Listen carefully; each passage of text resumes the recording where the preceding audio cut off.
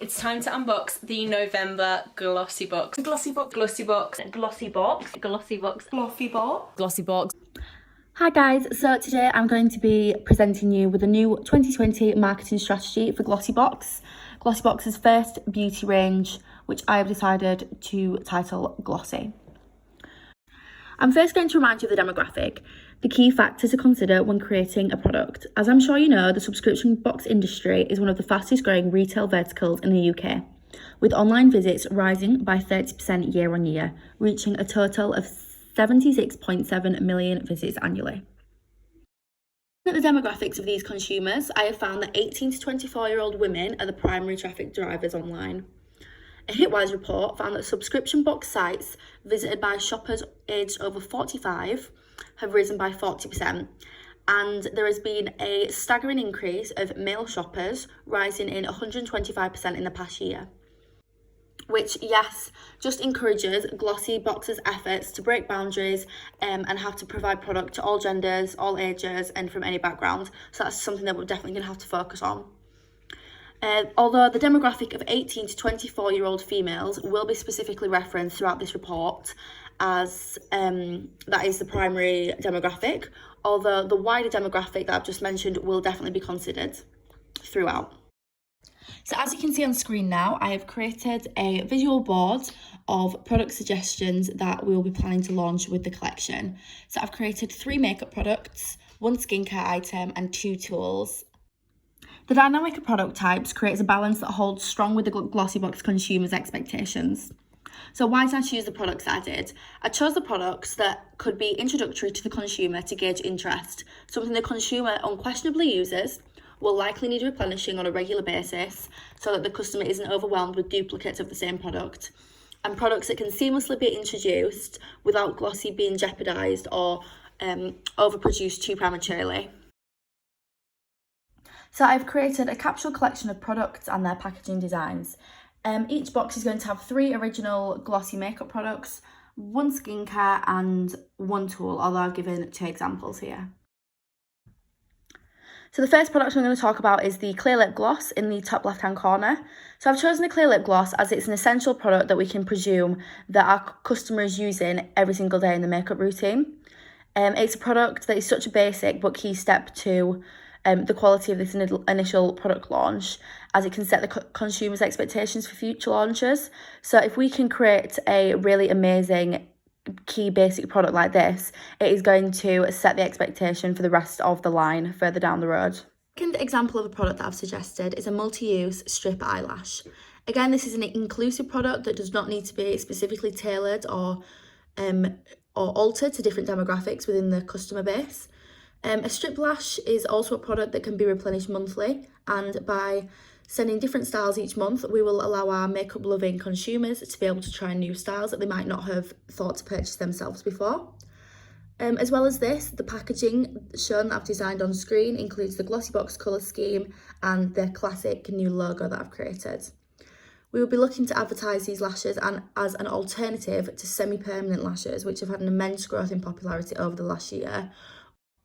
So my final and favourite product that I'm planning on putting into the makeup category of the box is a single pan eyeshadow with a magnetic bottom. I think this is a really great idea, as it allows the consumer to try new shades and colours that they might not typically choose themselves, as well as creating a custom palette that is individual to them. So I chose these makeup products rather than, say, a foundation or a base product or an eyebrow product, as these kind of products would introduce new complications, such as there needing to be multiple shades, shade choices and personalisation per box, as well as online matching help necessary. These are products that can possibly be introduced in the future when the brand has developed further and customers have shown loyalty to a larger investment of this type. So onto tools. I've chosen to add a monthly tool to each box. It's a really large category, tools, and they can change each month, allowing the customers to almost collect all of the tools. This way, the consumers get to grow their makeup collection and make a collection of tools at a rate that's not overwhelming to them, and it lets them try out new things, as well as adding different dynamics to the box rather than just products that are expire and run out. So I've added 2 options on screen for the monthly tools, I've added tweezers and a lash curler, both branded with the newly designed Glossy by Glossybox logo and colour scheme. These are just examples of tools. Other tools such as brow scissors, lash applicators, blending sponges, these are all items that could be introduced or added monthly as the tool of the month. To include a one-wear sheet mask into the box. The face mask market is huge at the minute, and it's expected to rise a further 10%, totaling a value of $5 billion by 2025. So a sheet mask is a product that a lot of people are willing to spend upwards of £5 on for a one-time use, which I think this is often thought of as a one-time treat and not incorporated into a weekly skincare routine, which is when it actually reaps the benefits of the skincare, of the sheet mask. So this is probably due to the price and just our consumers remembering to pick one up during their busy lives. So I thought that this could be a monthly product in which we include a package of 4 individually packaged sheet masks, one for each week of the month. This branded in a way that encourages the consumer to take a weekly me-time break and focus on self-love and overall wellness. So that is all the products. I'll quickly run them past you again, just as a quick reminder. We've got the Clear Lip Gloss, a daily use product by our consumers. We've got the 30-day lashes. We have the interchangeable individual magnetic single pan eyeshadows. A tool that is interchangeable in each box each month, as well as the pack of 4 sheet masks to encourage weekly self-care. Pitched, I'm now going to move on to the initial marketing strategies. So Glossybox being an online operating brand, I would like to continue this into the marketing, as of course it's an increasingly effective way of targeting the consumer of 18 to 24-year-olds, females in this category are said to spend 3 hours and 15 minutes a day on their phone, which I would personally argue that a lot of this category would be spending more time than that potentially. Also because this form of marketing is more affordable than solely using traditional marketing alone. So I think it's really key that we target and specialise initial marketing techniques to the current Glossybox subscribers, as these are the people that have invested monthly, allowing the brand to grow to this point. A great way to do so is through the use of social media. Glossybox's Instagram has an initial audience base of 176,000 followers, which is a great number, although some of the posts are showing lower engagement with an average of 993 likes per post. And I found that number by calculating an average likes per post on 5 of the most recent photo-only posts on the Instagram account. So one of the ways I'm looking to increase this engagement is by increasing influencer content, as influencer content often gets a much higher engagement level than brand-only content. So as you can see on screen, I have created a breakdown of influencer categories from micro, mid and macro. I've put suggestions of who these people are that Glossy are already using or potential people they could be using, as well as the follower account and the pros and cons of these categories. So now that I've set up who the influencers are in each specific area and category, I'm going to speak a little bit about the further marketing strategies that will be used, and it will be in reference to these influencers. So there's going to be a social media posting schedule, a initial VIP launch party, as well as a open to the public pop-up store. So the social media posting. Initially, through social media, the month prior to the launch, influencers from each of the 3 categories should be doing verbal story posts to raise awareness for the new Glossy by Glossybox brand, and the Glossybox official Instagram account should be reposting this content. So the launch party will be a promotional party.